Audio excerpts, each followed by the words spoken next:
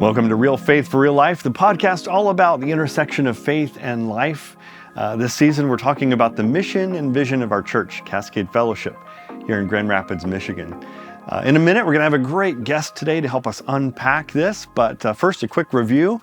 In episode 1 this season, we looked at a vision pyramid that we created through this whole process. We set at the base our foundational commitments that never change. We are committed to the never-changing Word of God. On top of that are our core values that we unearthed, that we did the archaeological work of digging up. We discovered what makes us unique, and we said we have to act in accordance with that, or else the rest of the pyramid is not built on a firm foundation. Culture, values will ultimately eat the rest of it for breakfast. So we have to pay attention to those. They're very near the bottom of the pyramid, very foundational. On top of core values are built our mission and our vision. We said our mission statement is a really neat grouping of words that we're so excited about, radiating the love and truth of Jesus in every area of life. And then further up on the pyramid, our vision. How do we do that? How do we go about accomplishing our mission? Well, it's through welcoming people, equipping people, and inspiring people. So welcoming people into a loving community, equipping them with God's never-changing truth, and then inspiring them to live it out in an ever-changing world.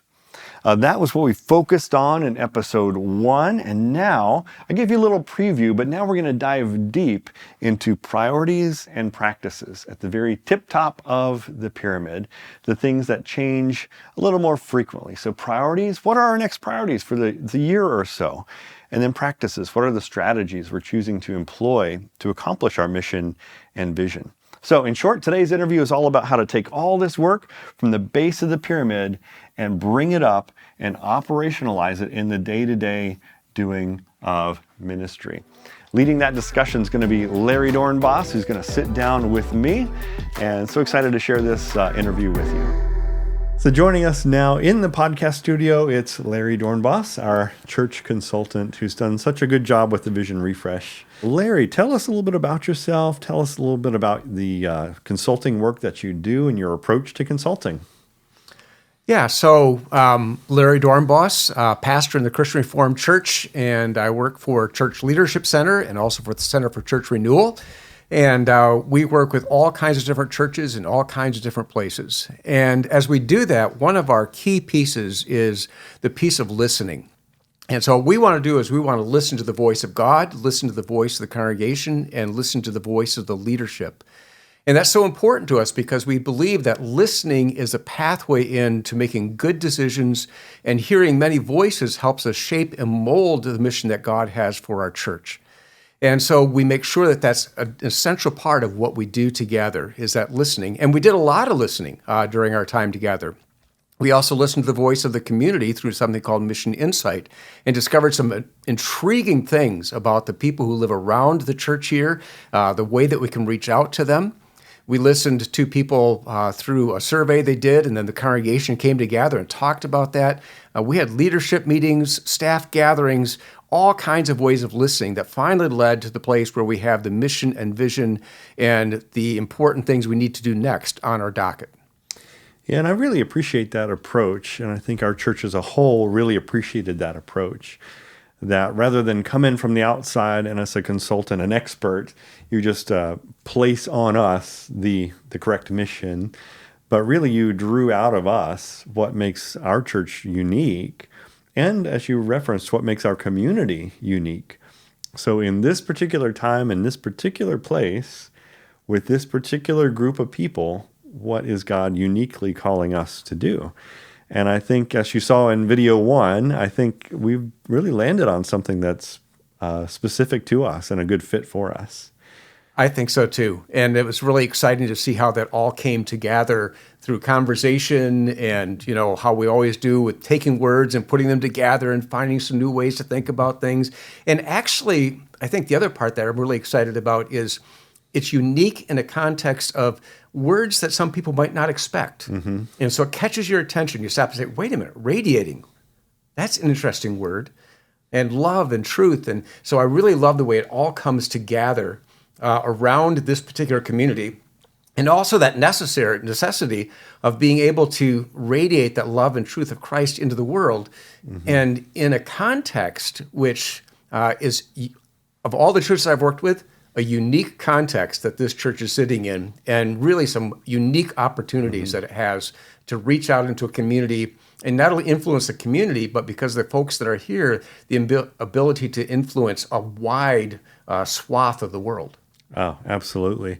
And that's going to be a whole separate video. We've got an entire video devoted to the mission insight data and what we've learned about the folks who live within a 5-mile radius of this church, how we can reach them, and like you said, how we can actually change the world just by influencing the influencers. We've got a lot of influencers in our orbit, and that's a stewardship. It is. To take seriously, to serve them well as they serve other people well. So look forward to that video later on in the series. I wonder, though, if you have any other big picture thoughts after doing all of this listening, after hearing all that our groups have said and the survey results have said. What's your, especially comparing us to other churches you've worked with, what's your take on our church? So let me say, first of all, it's a gift to work with Cascade. It has just been so much fun and so delightful. And what an amazing group of people you have here, both as thought leaders and thoughtful people. So that's the first thing I'd want to say.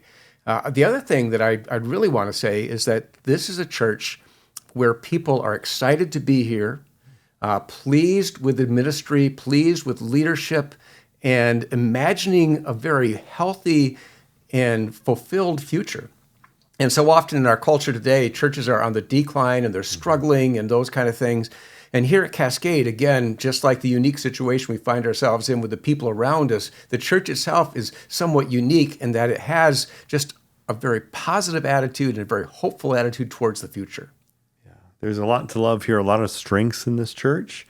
And I think maybe one of our strengths is that we chose voluntarily to say, hey, we're in a pretty good place, but still, let's make the investment to bring you in and to look and sharpen up our vision and to really take that step. Because a lot of churches may not reach out to you until they are pretty far down in decline, and it's hard, if not impossible, to resurrect them back where they need to be. As a matter of fact, just this past weekend, I used Cascade as an example of a church that was at the adult stage of the life cycle. And usually we're in the adult stage, everything's going really well. You're excited about the ministry. People are all pumped up. And churches often just say, oh, this is so wonderful. We're just going to sit here. But if you move out of that adult stage into the other side called maturity, you begin on the downward slope. And so churches at the adult stage, if they're wise, stop and say, what do we need to do right now? And I was talking to the church this past weekend, and I said, I've got this church, Cascade Fellowship, and they did this amazing thing. They came to us when they are at their healthiest and said, what can we do next? And so important to do that right now, and so thankful that you guys are doing it. Yeah. So that is your analysis. We're in what's called the adult stage, just still talking big picture here now. And that is a stage in the life of a church when it doesn't require a major overhaul or renovation of just ripping out the bones. But we've got good structure. We've got good bones to work with here. But the task for us is more an ongoing, how would you describe it? Well, the task is really to say, what do we have? Where's things going well? How do we tweak it? And where might there be some blanks or holes in our systems? And so we talk a little bit about churches need to be inward, upward, and outward. So inward in the congregation of discipleship and care, upward toward God and worship, outward to our community. And we're looking and we're saying the strengths of this church are inward and upward. We're somewhat weak in outward. Not that we don't do a lot of outward things, but we've not figured out how to take those outward things and bridge people back into the life of the congregation and bridge them into a relationship with Jesus Christ. Yeah. And so this is an important moment for us to say, we're thankful for inward and upward, but we also know that people out there need Jesus. We also know this community needs to be transformed beyond its wealth and riches and all the influence it has to be part of the kingdom of God. And so this is a moment for us to think about that together. Yeah, it's really interesting. Well, for those of you watching the video version of this, we'll put on the screen a little diagram that you created for us. And it shows we've got good problems. Churches have problems. They're either good problems or they're bad problems. Yep. We've got the good kind, which is nice. We have growth. We have every week 2, 3, 4 new families checking us out. We had a membership class as we're recording this video of 18 adults progressing through membership and all their kids. We just had another class of a similar size not too long ago. So we've got some problems that we're going to talk about in the meat of this video coming up. But those are all what you would somewhat, with some nuance, but you would mainly classify as internal pressure. Yep. So we're facing transfer growth as people move to town and they look for a new church, but they're already Christians. We're facing inward pressure from some of our own ministries that, hey, we want to serve our own kids really well. We want to serve ourselves really well. So there's a lot of inward pressure that could, if we let it, just monopolize our entire attention and resources, right? It's like we're facing the good problems that a growing church faces. A congregation that is enthused and caring and invested, and they want to do the things we're about to talk about well. They want to do youth well. They want to do fellowship well. They want to do everything that we do in our ministries well. And that pressure will always be there. So we have to pressure ourselves as leaders intentionally to also feel the pressure to reach out and to minister well to those who don't know Christ yet. Yeah, if we don't create that pressure, it's not just going to create itself. Yeah, because the people aren't out there, right, who don't know Christ yet. They're not coming here and putting pressure on the church and saying, hey, we need you to do this, right? They're out there and they're going along. They're just fine. So the only pressure we really feel internally is from people who are here and pressuring us. And now there may be people in the congregation who feel that pressure of mission, and they'll pressure us in that direction. But usually those voices are not as loud as the pressures to say, how do we do good youth ministries? How do we do good worship? How do we do, right? Those are the strong voices. The missional voices are usually weaker. Right. And I think one of the most interesting results from our study is that things are basically good here. They are. And the train is on the tracks. We're headed in a good direction. And so we could spend 100% of our energy making these little tweaks to make things incrementally better. But really, if you zoom out and see the big picture, things are really good. And so we have some bandwidth, if we choose to use it, to look at these broader issues, to, like we said in some of our meetings, make a dent in the universe. We have, God has stewarded us with all the resources it would take to do some really cool things in advancing the kingdom here on earth. And it would be a shame if we simply just keep making little incremental changes to continue to make little tweaks here and there when we could be using all that energy and resources and people to really do something amazing for the kingdom.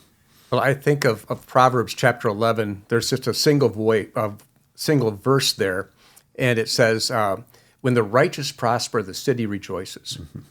And you look at that verse and you say, well, why is the city rejoicing? You would think they'd say, well, why are those people prospering? All that kind of stuff. Well, first of all, the rejoicing is a word that connects to people who have been rescued from a city that thought it was going to fall and people were going to go into slavery. So they're rejoicing because the city has stood, they're not going to be slaves, all those kind of things. So it's that level of rejoicing. And then when the righteous prosper, the righteous are a certain kind of people, and they are the kind of people who say, whatever resources we have, whatever we've got, we will give in order to build the city into a good place, a great place to live. Yeah. And so one of the questions we ask in this, right, is not so much how do we build a great city or build a great church, but how do we build a great city? Or in our context, how do we build a great circle of 5 miles? Yeah. Well, let's go beyond that big picture view now and get right into that vision pyramid. So I mentioned at the beginning of this video that we've laid the foundation. We've talked about the values, the mission, and vision. And through our listening, now we get into our priorities and practices. And you've helped us discern what our priorities might be for the next 6, 12, 18 months. And I was encouraged that through all the different gatherings and all the many people we assembled together, we kept hearing the same things. So it wasn't as if one group was saying one thing and another group was saying another thing. We're all kind of seeing the same reality here. And let's talk about those realities we're seeing. Mm-hmm. So our priorities for the next chapter, season of our church's life here, rising to the very top of the list was youth ministry. So talk to us about why that needs to be a priority. Well, I think one of the reasons youth ministry needs to be a priority is because we know that most people who become followers of Jesus by the time they hit high school. And so if we create good and strong youth ministries that not only serve our own children, right again, and help them become followers of Jesus, but also serve kids in our community to help them become followers of Jesus, this is a prime time for that to happen. And then the second part of that is with our youth ministries, through high school and even beyond into college, what we want to do is we want to give young people the opportunity to build a strong faith that can withstand questions and wonderings, a faith where they can ask questions and have wonderings as they walk into all these different places of life. And so if we can build strong youth ministries, we'll see more kids stay with the church, and we'll see more kids able to interact with the culture and answer those questions and deal with the questions that are so powerfully put to them at this point. Yeah. I think what we're seeing at our church is a symptom that is a symptom of a much larger problem nationwide, maybe worldwide, in deconstruction, for one thing, and churches struggling to capture this age group. There's some unique challenges, and COVID really accelerated those challenges. So I know many churches who have struggled to get youth going back like it was pre-COVID. And that's certainly true of our own church. We haven't quite figured it out yet, how to make that program adapt so that it meets the needs of kids today and prepares them for what they're about to face in their next stage of life. So that's one of our priorities, and we've got some good people looking at it, including Larry, and we're in the midst of searching for our next student ministries lead right now. We're using the Slingshot Group as our recruiter, and as part of their contract with us, there we go, they are going to get in the mix and see if the job description is what it needs to be in today's day and age, and if the reporting structure is good, and the whole staffing aspect. So we're going to do that. We've got a group also coming together, a Vision Perspectives group, a group of lay people, the best and the brightest, among the best and the brightest from our own folks who are going to speak into that as well. So that's what youth ministries looks like. It's one of our priorities to invest in and figure out a little bit better. Second on the list is relationships. So we mentioned that church is growing. We have these membership classes all the time that we're having to move to bigger rooms because we never had that many people in one class. And it's a good thing, but the tension is, if our church does grow beyond its current size, are we going to lose that feeling that we are still able to have real relationships here and we can really be known here? So we want to figure that out too. Something really special about our church we don't want to lose as we grow. So maybe you can talk about the priority of relationships. So I'm a member of Pillar Church, and one of the things we say week by week, it's a place where your name is known and your story is heard and your questions are honored. And the huge part of relationships right now in our culture, as you know, Bill, is that people are lonely. And in our survey that we did, the Mission Insight, the number one thing people were looking for were warm and friendly encounters. And so this whole priority of relationships, both as a means of reaching our community, but also as a means within our own context of helping people form healthy, strong relationships that carry them through so many different parts of life. There's going to be all kinds of things that happen along the way, from illnesses to kids to accidents to celebrations, and to have a community around you that joins in that celebration. And so as a church gets larger, one of the challenges is to ask, how do we maintain the relational base? How do we make sure people have close connections as well as a number of just kind of loose connections so that when I'm walking down the hallway or on Sunday morning when I'm down grabbing a cookie, I can say, oh, hi, Jane, good to see you. And she can say, oh, good to see you. We don't have much more than that, but we know each other's name a little bit. And then I have some other folks that I know more intimately. And so the importance of relationships, particularly in the cultural moment we're in, is just absolutely huge. And so it really does need to be a priority, both for the health of the church and for the health of the community around the church. Yeah. It's one of our strengths currently that we're a very friendly, hospitable church. Still, in our study, we turned up a fair number of people who don't have a close friend here at church and don't have people to talk to about spiritual things in their lives. So it's an ongoing area to look at. It is. And I think, one of the things we talked about with this is that the number one indicator that somebody will leave a congregation is if they don't have a close friend in the congregation. And so we can't manufacture those things, but we can try to create the atmosphere and the place in which people can create those kind of friendships. Right. Yeah.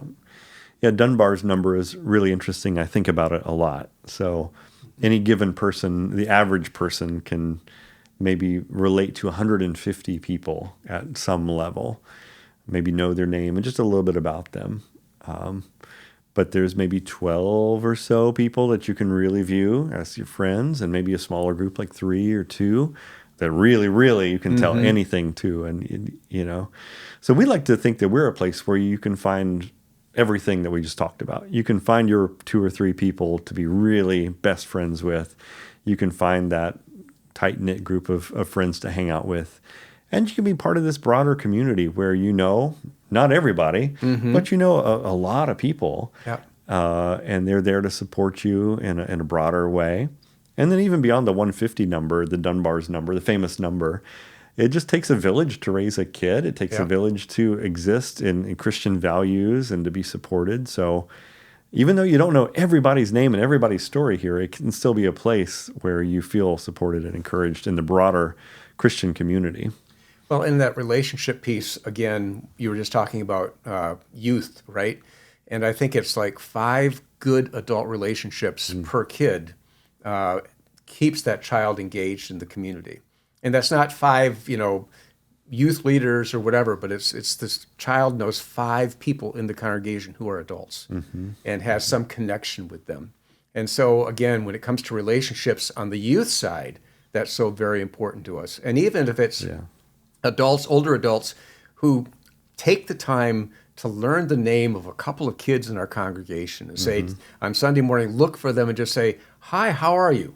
I'm Mary Ann. I just want to introduce myself, right? And then just kind of watch a little bit and provide that care. It's not we're asking them to be youth leaders. We're just saying, can you learn a couple kids' names and on Sunday mornings say hi? Yeah. It's interesting to see how these connect then. Number 1, youth ministry. Number 2, relations. And now number 3 is the facility master plan. Yes. So growth, again, being a theme, a good problem to have. But if God continues to bring people our way, which is every indication that he will, and again, by the way, without doing a penny of advertising, without twisting anybody's arm to invite their friends or equip them with a card or anything, people are just so enthused about what's happening here. They are inviting their friends, and people are watching us online, and people are just coming. So what do we do? How do we deal with that growth? Because I, as the pastor, I look out, and on any given Sunday, even after the kids have been dismissed and leave for their time, I'm looking out, and I can barely find 3 seats together in any part of the church. So we're at that point where many churches would say, well, we got to go to multiple services. We fortunately have the lower worship center. We have another venue, so we can do things. We can rearrange the furniture a little bit to fit more people there and do things to make people enjoy going there. But at some point, all these questions come up, like, what do we do? What are our options if people continue to come? And we got to start thinking about those. We do, and a lot of it flows from our values. So as we've come up with 5 values for Cascade, really that reflect who Cascade is and all those kind of things. And And one of the values, it really feels to me, is that the congregation is saying, we don't want to go to multiple services. We want to remain one body. And so multiple services becomes, not the greatest option because people say that kind of goes against our values. And we don't want to break our values, right? And so I look at that and recognizing the challenges that are before us. But one of the things we know is this, that if we let people know, even our visitors know, we know the place is full. We know it's crowded. We want you to know we're all excited to be here. We're excited you're here with us. Thank you for being here. And we are working on it, right? We know this is a problem. We are working on it. That will give people the space in which to say, okay, it's crowded now, but there's hope in the future. Right. Yeah. So I would say important for us to just let people know we are working on it and looking towards the future, and then ask ourselves, what are the values that we are holding dear to us that we want to make sure that we live out rather than just diving into a solution to get us some more seats. Right, right. And one of our values is reaching out. And through our community survey, we saw that 60% of people within a 5-mile radius do not have a church home. And many, many people, a high percentage, don't know Christ in a personal way. So how can we, as a church who is doing well and has something that is working in our context, how can we be a good steward of that and help make a dent in that 60% figure? An obvious option is church planting. Are we at a place now with our current attendance level where we could send out 100, 150 people to plant a church? I don't think we're there yet. That's a big hit to take from 450 down to 253. But if we were to find a way to grow to a size of maybe 550 to 600, then that could equip us to plant a church and then grow back and then plant another church and really be good stewards of what we've got here. In order to do that, there's a facilities question. And if you're new to the church, there was a master plan. There was a lot of thought that went into a master plan long before I got here that involved one larger sanctuary. So we're not in 2 different sanctuaries, but there's all of us together and a little bit more room to grow. And that's something the council will be thinking about. Is it time to pull that paperwork out again and finish what we had agreed on starting so long ago? That discussion is in the very preliminary stages, but it's just something to be aware of, and we'll be seeking everybody's input specifically on that at some point. I guess the big take-home thing with the facilities question is we have to do something, or else we default into an option that I do not like and nobody likes. That's just to become a drawbridge church, which is we're all in, we're having a good time, we got a good thing here. We don't have room for anybody else. Drawbridge comes up. Sorry, guys. And if we don't do something, that's what we default to, I think. Well, and it actually, I think from my perspective, goes beyond that. You pull up the drawbridge, and there are people who are finding a way to swim the moat to the other side because the place is so crowded that they're saying, there's not a place for me here. There's not a place for my kids here. I've got to find a different spot to go because there just isn't room. Yeah. So there's a dynamic at which churches are either growing or declining. And if you bump your head too hard against a ceiling of some sort, you'll lose that momentum and you'll start to decline. And I would hate to see our church lose the great momentum we've got and start declining. So for that reason, facility master plan is on the list. It's something we got to think about. Absolutely. We've got some really great, very, very talented people at this church thinking about it. Activation is number 4, and that is how do we call people to step up in giving their lives to this mission before us, especially perhaps with regard to just volunteering their time, the most precious resource we have, toward volunteering. It's a challenge that all churches are facing right now. So tell us about this priority. Yeah, and you're right. All churches are facing this. I'm all over the place in lots of different congregations and different classes, and that's something I hear over and over again. People are saying, where do we find the people who want to join the mission, participate in the mission, give their time to the mission? And it is one of the hardest nuts to crack for churches. And I think, most of us are discovering that a couple of things fit into this. So going back to earlier, one is relationship. That when ministries are relational and connected, so if a person's part of a team or something like that, that they're part of a relationship in that team, that draws them in. So if people are looking for a relationship, that you open that up and make sure that it's not just a task to be done, but a relationship that can be built. The second thing we know is that it's great to put announcements out to give people some information and so on, but really it often comes down to the ask. So you've got to make that direct call. You've got to make that connection with that person and ask for them to participate. And I have that with my own work that I do. I mean, I connect with churches personally and have conversations with them often and send them resources and all those kind of things, because when people know who you are and connect with you, they're more likely to say, I'm really interested. The third thing really, though, is that what we're saying to people is, we're asking you to join the mission of God. And we're asking you to make influence on the lives of people and, give them a taste of the kingdom. And so part of it for us is to be able to paint the picture for people, to be able to say, this is the place to be. There's no better place to be if you actually want to make a dent in the universe. Cool.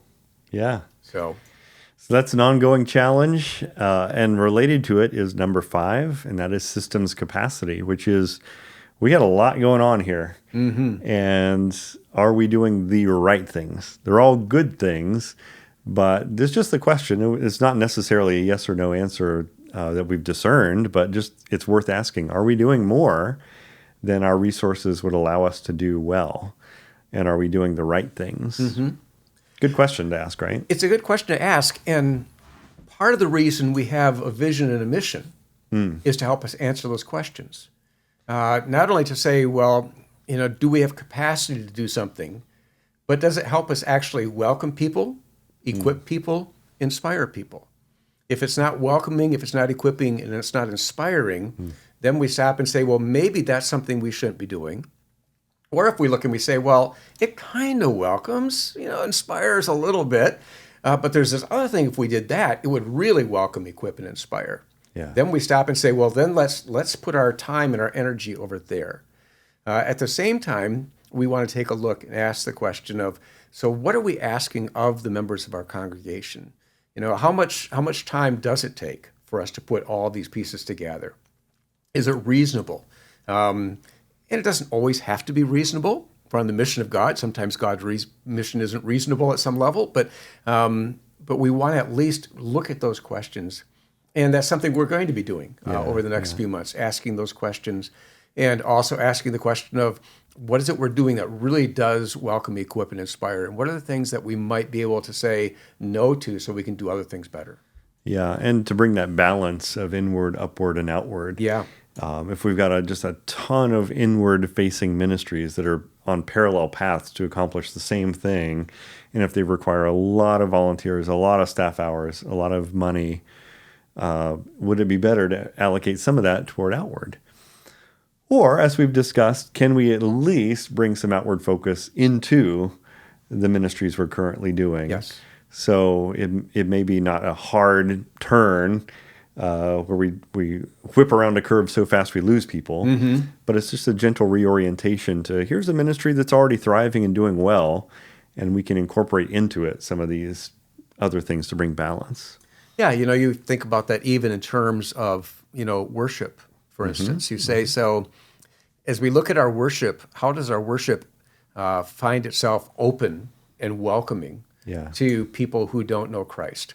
How do we imagine the songs that we sing, the messages that we give, all those kind of things? We just take a step back and we say, it's going really well. People love Bill's preaching. They do. It's all across all the good stuff we've got. They love the preaching. They love what's going on. And then we say, so is there any way that we can tweak that a little bit so that people coming from the outside would say, they expected me to be here? It's kind of like, the hospitality has been waiting. And they walk in and they say, there's the hospitality. I feel it because they put the service together in a way that tells me I'm welcome. Yeah. Well, we're running close to our time here. I know you've been very generous with your time and have to head out to all the other great things you've got going on. But let's talk about the last piece in the pyramid, which is that very top little piece, and that is practices. So we have our mission and vision, which is like the destination, and how do we get from here to there? At this church in particular, we're blessed with a staff, very talented staff, and we've given them some degree of flexibility to say, like, okay, now you know where we're headed. Be nimble, be strategic, be adaptable, and find the best way there that works the best. That's our approach kind of in a nutshell, but we're not leaning just on staff members. We have some very talented lay people here as well. And so we're assembling these vision perspectives teams for a short period of time just to help our staff brainstorm, to see the picture even more clearly, to discern what works, what doesn't work. That in a nutshell, I think, is how we're going to take some next steps. You want to speak to that a little bit? Yeah, I love the idea of bringing in perspectives from the congregation. And again, the staff is the group of people that are designed, if you will, to administer so people can minister. And so we ask the staff to put the administrative pieces in place and make sure everything's running so that people are freed up to minister. Or in this case, they're freed up to brainstorm and to think. They don't have to worry about, is this box checked, or is this kid going to be at the nursery, or all those kind of. The staff takes care of those details. So people can step up to the plate and say, so let me think about that with you. Let me imagine that with you. And so I love this idea of opening that door, giving input, and then the staff saying, thank you very much for that input. Now this is how we're going to take steps forward to make these pieces of our vision a reality, boots on the ground, real stuff, not just the words that are up in the cloud. Yeah. So that, in a nutshell, is where we're headed. Like I said, there's more parts in this series yet to come, including a really intriguing look at the data we uncovered from the community survey, Mission Insight, and really unpacking the congregational survey as well. So again, we're going to kind of show our work for how we ended up where we ended up in the videos still to come. But for today, thank you again, Larry. Thank you for having me. It's been so great to have you as a consultant and now as a podcast guest as well. All right. So, good to be here. Thank you very much. Thank you. Okay, that's it for the podcast this week. Thanks for tuning in. Thanks to my guest, Larry Doornbos, for being with us. We'll continue in episode 3. Hope to see you then.